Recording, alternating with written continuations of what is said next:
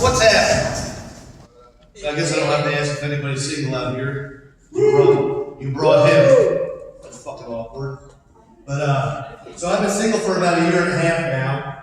See if my ex-wife thought it was okay to sleep with a stranger, a co-worker, a Facebook friend, and let's not forget the landlord. And it is sad. It's very sad. What's even sadder, she got hit and killed by a train. Totally unrelated news. I've recently been let go from my job as a train conductor. But, I'm lying. I mean, the horny part is true. I was never a train conductor. She didn't get hit and killed by a train. She's part of one. Eiffel Tower, too. Turns out that she was really interested in travel and historic landmarks. But, it's Valentine's Day. I am not negative on love, believe it or not. I'm actually pretty cool with love. Starting to date again, but it's not like what I remember it to be. Any Gen X and millennials out here, or Gen Zs or millennials out here? I fucking blame them. They made this shit weird. And I'm gonna tell you how. When Gen X was growing up, if a tongue touched an asshole, we called it a rim job, or tossing salad. I always understood rim job because it's tongue touching the rim. Never understood tossing salad. But I did understand that it was cool to go out to family dinners and grandma would order a tossed salad, and the Gen X kids could laugh. But you guys are not creative. You're just like, I eat ass. Well, no shit, Junior, but how's grandma supposed to order that shit? But, and then it gets even weirder. Erotic asphyxiation? That's some real fancy words for some fucked up shit. Choking? Not me. I'm not into it. I will never be a choker. And I'll tell you because I know the setup to a felony when I see one. On top of that, recently I learned I'll never be a chokey. You want to know how? Because I have a female friend who, she has the Friends with Benefits package. It's the plus package. You know, Friends with Benefits, you do the bump, the pump, the dump, see you next week for coffee. With the plus package, there's cuddling afterwards. I'm a romantic bastard. But, so there we were. We did the deed. She's laying there, she's rubbing my chest, her hand's coming up to my neck. I'm not worried though. She's a friend. I haven't had a chance to piss her off like that. Now, if you're wondering what a sex symbol like this thinks of after sexy times, I'll enlighten you. I'm sitting there and I'm thinking, what about previous relationships? You know, especially one of those days where you're out and you can tell she's not happy. See, what's wrong, dear? Nothing.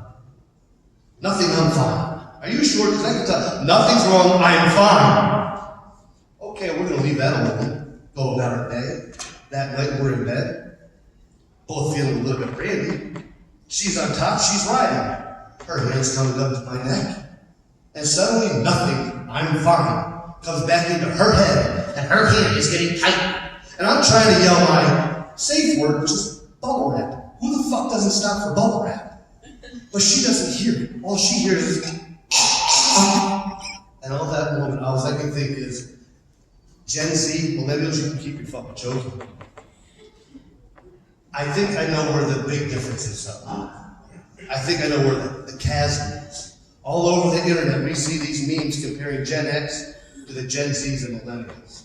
I know you guys have seen them. We drank from the hose, we stayed out past dark. Blah, blah, blah. And they're all true. But they're missing one point. That's porn. More specifically, the teenage boy coming of age porn. You see, y'all have Pornhub. That shit has everything. It has the sexy neighbor. It has the cheating wife. And bukkake. I did not need to know what bukkake was. But thanks to these bastards, I now know. Sick bastards. But Gen X didn't have any of that growing up. What we had to do was we had to go down to the variety store and we were going to buy candy and just hope they didn't see us putting the Hustle magazine down our pants. Yes, I said magazine. Our pornography was two-dimensional. It was none of this real life shit. Then, if we were really feeling adventurous, we would go and we would find the secret stash. every Gen X male knows the secret stash. Every father, stepfather, or uncle had a secret stash of pornography magazines. They were usually either under the bed or in a toolbox in the garage. Never in the dresser. See, Mom knew they had that. Mom didn't want to see them.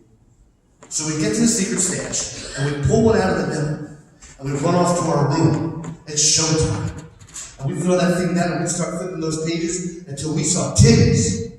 I said titties, because that's what it was. It was a picture from the waist up, just titties. But as a 15-year-old, that's perfect.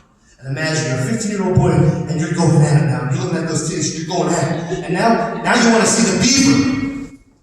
Beaver. It was the 80s. They did not have the trim, the shave, the wax. Fuck no. There's a reason why we call it hair pie. It looked like they had Chewbacca in a leg lock down there. We didn't even know what the vagina looked like. We had to imagine it. And I promise you, not a single one of us imagined it to be the roast beef that it truly was.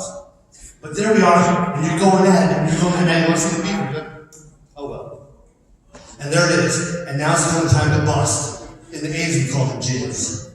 And now you're getting ready for it, but you want to see that starfish looking back at you. So, oh yeah. And here's where you have to hope and pray that from previous use, those pages are not stuck together. Because then you gotta get your hand in there. You gotta slowly separate it. You don't want to tear those pages. And now your focus is fucked. You're back to stage one. And ladies, this is why a Gen X male will give you a good 7 to 10 minutes in the bedroom. But I want to talk a little bit about myself. I was on what some might call a court-appointed vacation. I was in Carson. And let me tell you about the trauma from that. 7 years. 7 long years. And not once did I get hit on. Now, I've seen TV. I've seen movies. I knew what to expect going in there. I went into the county system. Not once did I hear anybody say, fresh meat! And I was fresh meat. The freshest of the fresh meat, like a bull butchered and slaughtered that day. Not once did I hear. I get into the state system, and I didn't go to a regular facility. I went to a gang prison. This is loaded with people who are serving life sentences and will never see vagina again. This is loaded with rapists, gay men who have committed crimes.